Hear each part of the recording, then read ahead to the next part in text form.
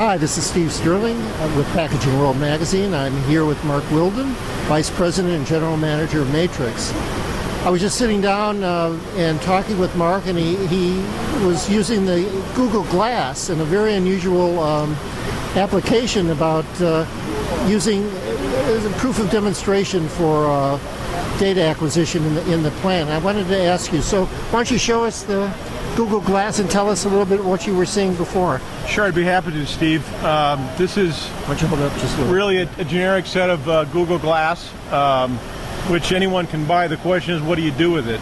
In this application, we are using the glass to do a number of things, one of which is we're able to see real-time what's going on with the machine. So imagine if you're a plant manager trying to keep track of the status of 10 or 12 machines. Today, each of those machines probably has a set of stack lights to give you some indication as to its status.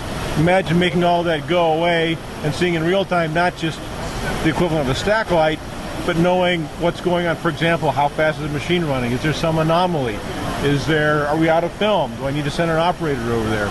And so glass is one tool that could be used to display to the plant manager what's going on inside of his plant. Other potential applications, we've also demonstrated that we can push video out to Google Glass. So let's say I'm an operator and it comes time to change the roll of film, not really sure how to do that. I can call that video up on the Google Glass. Also have the ability to create alarms. We can know, for example, if the machine gets into a mode, for example, maybe it's out of film, we can see an alarm pop up, or we can get all kinds of other monitoring data on it.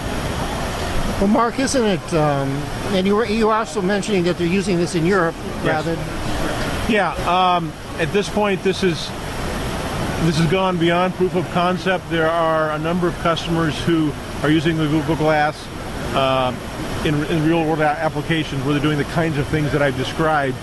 But what's interesting is these companies, once we deliver the connectivity to them, they're developing the format for what data they want to see, and that's really one of the challenges. This here, think of this as your data pipeline. We need our customers to help us understand what data is most important to see, because we can deliver them virtually any piece of data they want. They need to decide what are the most important pieces, and that's probably the biggest challenge going forward.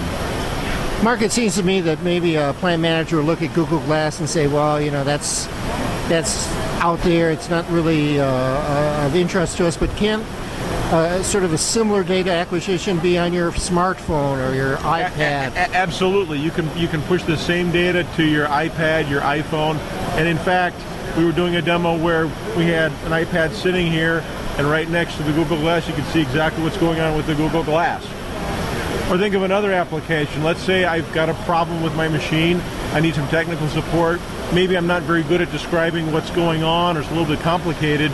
I could be watching what's going on with the machine, and somebody providing tech support at Matrix could see what I'm seeing. That's really and cool. Be able to help me through that. That's really cool. That's available today, but our customers need to decide which of those pieces are important, which of those pieces they'd like to utilize.